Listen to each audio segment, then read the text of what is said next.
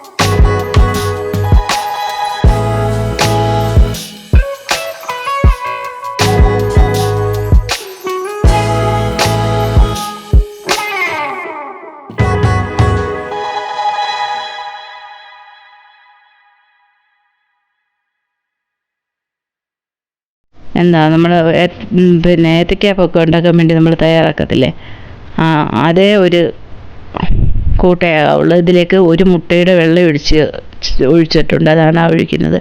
ഒരു മുട്ടയുടെ വെള്ള അത് ചേർത്തിട്ടുണ്ട്. ഇനി ഇതെല്ലാം കൂടി നമുക്ക് നന്നായിട്ട് ആവശ്യത്തിന് ഉപ്പും ചേർത്തിട്ട് നന്നായിട്ട് നല്ല അധികം അങ്ങ് തിക്കുവാണ്, എന്നാൽ ലൂസും ആകരുത്. ഇത്തിരി ഒന്ന് നോക്കൂ, ഈ പരുവം തന്നെ ആവുള്ളൂ. എങ്കിൽ മാത്രമേ നമ്മൾ കോളിഫ്ലവർ മുക്കിയിട്ട് എടുക്കുമ്പം അതിൽ നന്നായിട്ട് പിടിച്ചിരിക്കത്തുള്ളൂ. കോളിഫ്ലവറിന് ഉള്ളിലേക്ക് നമുക്ക് ഓയിൽ പിടിക്കാതിരിക്കാൻ വേണ്ടിയിട്ടാണ് നമ്മളത് നല്ല ഒരു തിക്ക് പരുവത്തിൽ ആക്കണം. അല്ലെങ്കിൽ കോളിഫ്ലവറിനുള്ളിലേക്ക് ഓയിൽ ആയിപ്പോവും. അന്നേരം പിന്നെ പ്രഷറൊക്കെ ഉള്ളവർക്ക് ബുദ്ധിമുട്ടാണ്. നോക്കും, നമ്മൾ മാവെല്ലാം റെഡിയാക്കി വെച്ച് നല്ല പാന് നമ്മൾ അടപ്പത്ത് വെച്ചിട്ടുണ്ട്. അതൊന്ന് ചൂടാവട്ടെ. ചൂടായതിന് ശേഷം നമുക്ക് ആവശ്യത്തിന് ഓയിൽ ഒഴിച്ചു കൊടുക്കാം.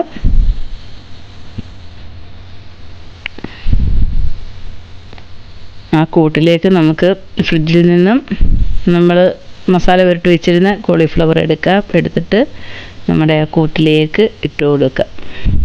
എല്ലാം ഒന്ന് മിക്സാക്കി എടുക്കുക. നമുക്ക് ആവശ്യത്തിന് ഓയിൽ ഒഴിച്ചു കൊടുക്കാം. ഇത് ഫ്രൈ ചെയ്യുന്നതിന് ആവശ്യമായിട്ടുള്ള ഓയിൽ ഒഴിച്ചു കൊടുത്തിട്ടുണ്ട്. ഇനി നമുക്ക് കോളിഫ്ലവർ എല്ലാം കൂടി ഒരുമിച്ച് വാരിയിടരുത്. വാരിയിട്ട് കഴിഞ്ഞാൽ എല്ലാം സെറ്റായിട്ട് ഇരിക്കും. നമ്മൾ ഓരോന്നോരോന്നായിട്ട് മുട്ടാതെ പിറക്കി ഇട്ട് കൊടുക്കണം. ഒരുമിച്ച് വാരിയിട്ടാൽ എല്ലാം കൂടി ഒരു സെറ്റ് പോലായി പോവും. അങ്ങനെ ഒരിക്കലും ചെയ്യരുത്.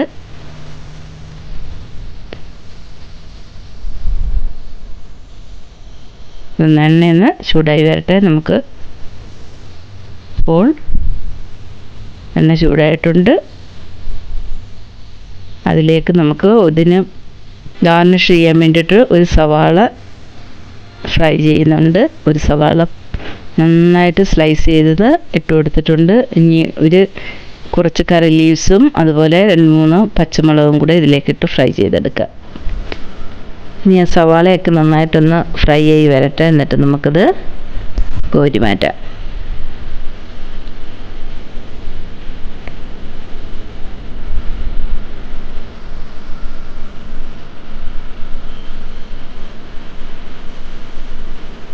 ഒന്ന് മൂത്ത് വരുമ്പോഴത്തേക്ക് നമുക്ക് കറിവേപ്പിലയും പച്ചമുളകും കൂടി ഇട്ട് കൊടുക്കാം. അല്ലെങ്കിൽ കറിവേപ്പില അങ്ങ് കരിഞ്ഞു പോകും.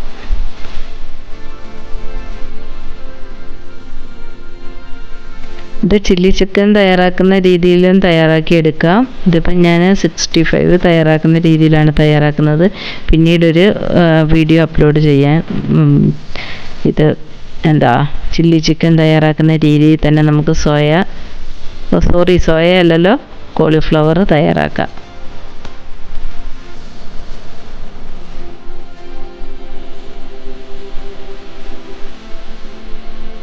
മസാല പുരട്ടി വെച്ചിരുന്നത് ഫ്രിഡ്ജിൽ നിന്ന് എടുത്തുകൊണ്ട് വന്നിട്ടുണ്ട്. നമുക്ക് ഇനി ആ ബാറ്റർ തയ്യാറാക്കി വെച്ചില്ലേ, അതിലേക്ക് നമുക്ക് ഇട്ട് കൊടുക്കാം.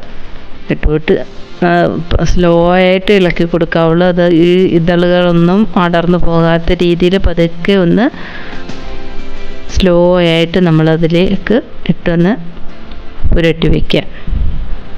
അപ്പോഴേക്കും നമ്മുടെ സവാള എല്ലാം ഫ്രൈ ആയി വരും. നാട്ടിൽ മഴയൊക്കെ എങ്ങനെയുണ്ട്? അടിപൊളി മഴയാണെന്ന് പറയുന്നു. അമ്മ വിളിച്ചപ്പോൾ പറയുന്നു ഭയങ്കര മഴയാണെന്ന്. ഞങ്ങളുടെ വയലുകളെല്ലാം മുങ്ങി ഇങ്ങനെ കരയിലോട്ട് വരെ വെള്ളമായിട്ടുണ്ടെന്ന് പറയുന്നു. വള്ളികുന്നം പുഞ്ച മൊത്തം മുങ്ങിയെന്ന് പറഞ്ഞു.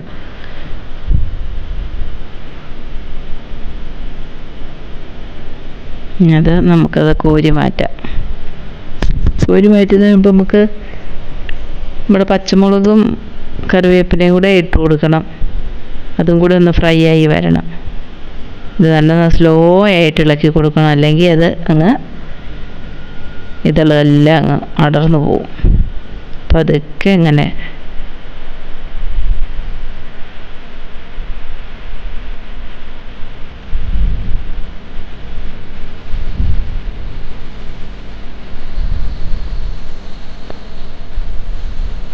ഇതിന് കളറിന് വേണമെങ്കിൽ അല്പം കാശ്മീരി ചില്ലിയും കൂടെ ചേർത്ത് കൊടുത്താൽ മതി. ചില്ലി പൗഡറും കൂടെ ചേർത്ത് കൊടുക്കണം.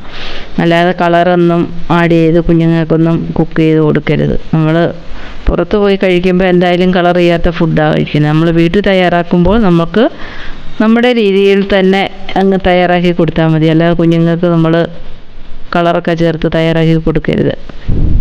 ഇത്തിരി കളർ വേണമെന്നുണ്ടെങ്കിൽ ഇച്ചിരി കാശ്മീരി ചില്ലിയുടെ പൗഡർ ചേർത്ത് കൊടുത്താൽ മതി. ആകുമ്പോൾ എരിവില്ലല്ലോ. ഇത്തിരി എരിവൊക്കെ വേണമെങ്കിലേ ഒരു ടേസ്റ്റ് വരുള്ളൂ. ഇതുകൊണ്ട് ഫ്രൈ ആക്കിയിട്ട് നമുക്ക് കോരി മാറ്റാം. നല്ല എരിവുള്ള പച്ചമുളകാണത്.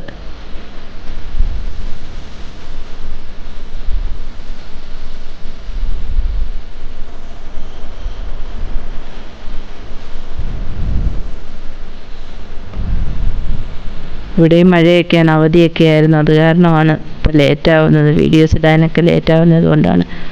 എല്ലാവരും ഉണ്ട്, അച്ഛനും മക്കളും എല്ലാവരും വീട്ടിലുള്ളപ്പം എല്ലാം ഒന്ന് കാര്യങ്ങളൊക്കെ കൊണ്ട് നടക്കാൻ ഇത്തിരി താമസം. നമുക്ക് ആ സവാളയും ഒക്കെ ഫ്രൈ ചെയ്ത ആ ഓയിലിലേക്ക് നമുക്ക് ഇത് ഓരോന്നോരോന്നായിട്ട് വേണം ഇട്ട് കൊടുക്കാൻ. അത് പരസ്പരം മുട്ടാത്ത രീതിയിൽ ഇട്ട് കൊടുക്കണം, എങ്കിൽ മാത്രമേ നമുക്ക് പെർഫെക്റ്റായിട്ട് കിട്ടുകയുള്ളൂ. അല്ലെങ്കിൽ ഇത് എല്ലാം കൂടെ ഒട്ടിയിരിക്കും. മൊത്തം കൂടെ ഒരുമിച്ച് അങ്ങ് എളുപ്പത്തിന് വാരിയിട്ട് കഴിഞ്ഞാൽ ഇതെല്ലാം കൂടെ ഒട്ടിയിരിക്കും. പരസ്പരം ഇങ്ങനെ മുട്ടാതെ ഇങ്ങനെ നമ്മൾ ഇട്ട് ഇത്തിരി ഒന്ന് ഫ്രൈ ആയി കഴിഞ്ഞിട്ട് പിന്നെ അടുപ്പിച്ച് നീക്കി ഇട്ടിട്ട് ബാക്കിയും കൂടെ നമുക്ക് പിറക്കിയിടാം. അല്ലാന്നുണ്ടെങ്കിൽ മൊത്തം കൂടെ സെറ്റായി പോവും. ഒന്നെണ്ണയിൽ കിടന്നൊന്ന് ചൂടായി കഴിയുമ്പം പിന്നെ അത് ഒട്ടത്തില്ല പരസ്പരം. അപ്പം നമുക്ക് എല്ലാം ഇതുപോലെ ഓരോന്നോരോന്ന് മുട്ടാതെ വെച്ചിട്ട് നമുക്കതൊന്ന് ഫ്രൈ ചെയ്തെടുക്കാം. വളരെ ടേസ്റ്റിയാണ് കേട്ടോ. എല്ലാവരും ഒന്ന് തയ്യാറാക്കി ഒന്ന് നോക്കണം ഇങ്ങനെ.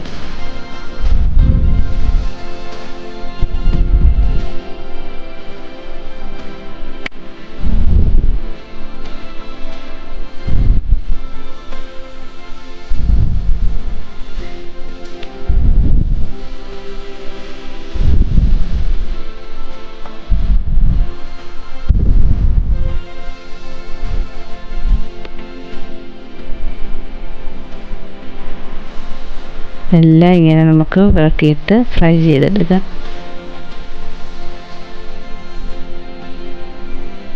അതുപോലെ ഇതിലേക്ക് ഇട്ടതിന് ശേഷം ഉടനെ തന്നെ ഇളക്കുകയൊന്നും ചെയ്യരുത്. അതൊരു സൈഡ് വെന്ത് നല്ല ഫ്രൈ ആയതിന് ശേഷം മാത്രമേ അത് തിരിച്ചിടാവുള്ളൂ. അല്ലെങ്കിൽ അതിലുള്ള മസാലകളെല്ലാം പോവും, നമുക്കത് റെഡിയായി കിട്ടത്തില്ലത്. ഒരു സൈഡ് നന്നായിട്ട് മൂത്തതിന് ശേഷം നമുക്ക് അത് തിരിച്ചിട്ടെടുക്കാം.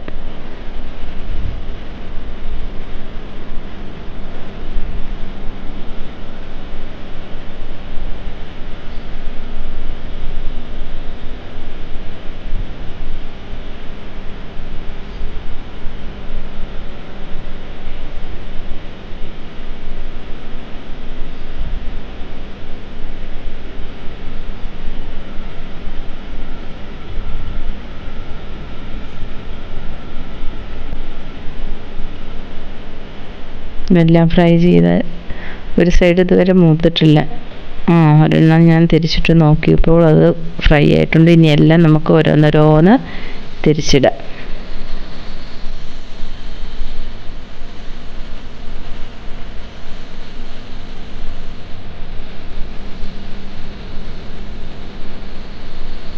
എല്ലാം അതുപോലെ തിരിച്ചിട്ട് നമുക്ക് ഫ്രൈ ചെയ്തെടുക്കാം.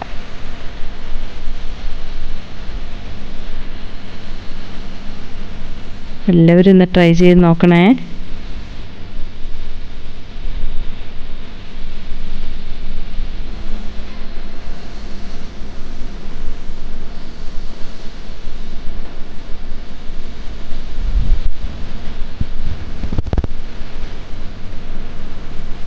എല്ലാം തിരിച്ചിട്ടിട്ടുണ്ട്.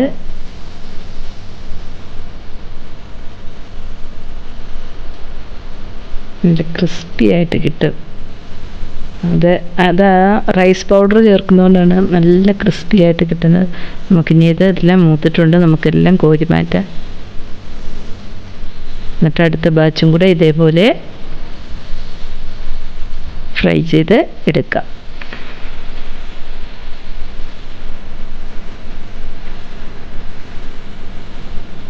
ആദ്യമേ മസാല പുരട്ടി വെച്ചതിന് ശേഷം മാത്രമേ ഇങ്ങനെ കൂട്ടിനകത്ത് മുക്കാവുള്ളൂ. അല്ലെങ്കിൽ നമുക്ക് ഈ കോളിഫ്ലവറിൻ്റെ മസാല പിടിക്കുകയില്ല. അതുകൊണ്ടാണ് ആദ്യമേ മസാല പുരട്ടി നമ്മൾ ഫ്രിഡ്ജിൽ ഒരു 15 മിനിറ്റോളം വെച്ച് കഴിയുമ്പോൾ ആ ഉപ്പും നാരങ്ങയുടെ പുളിയും എരിവും എല്ലാം പിടിച്ച് നല്ല കിടിലനായിട്ടിരിക്കുകയുള്ളൂ. ഇനി അടുത്ത ബാച്ചും കൂടെ നമുക്ക് ഇതേപോലെ എല്ലാം ഫ്രൈ ചെയ്തെടുക്കാം.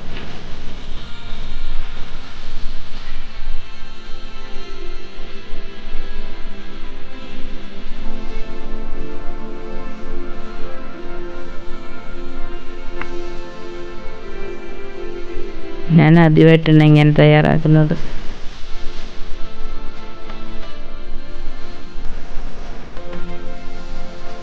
വളരെ ടേസ്റ്റി ആയിരുന്നു, എല്ലാവർക്കും ഇഷ്ടമായി. നേരത്തെയൊക്കെ തയ്യാറാക്കിയിരുന്നു. അപ്പോൾ ഞാനിങ്ങനെ ഈ കൂട്ടിനകത്ത് മുക്കാതെ കണ്ട് ഫ്രൈ ചെയ്ത് എനിക്ക് പണി കിട്ടുകയും ചെയ്തു. അപ്പോൾ നമ്മൾ ഈ മൈദയും അരിപ്പൊടിയും ഒക്കെ തയ്യാറാക്കി വെച്ച ബാറ്ററില്ലേ, അതിനകത്ത് മുക്കാതെ കണ്ട് മസാലയൊക്കെ പുരട്ടിയിട്ട് വിശാലമായിട്ട് ഞാൻ ഓയിലിനകത്തിട്ട് കുക്ക് ചെയ്ത് കഴിച്ച് പ്രഷർ ഹൈ ആയി. അങ്ങനൊരു പണി കിട്ടി. അതിന് ശേഷമാണ് പിന്നെ ഞാൻ ഈ രീതിയിലാക്കിയത്. ഈ രീതിയിലാക്കിയപ്പോൾ ഒരു ഉള്ളി എണ്ണ പോലും നമ്മുടെ ആ കോളിഫ്ലവറിലോട്ട് പിടിക്കുകയില്ല.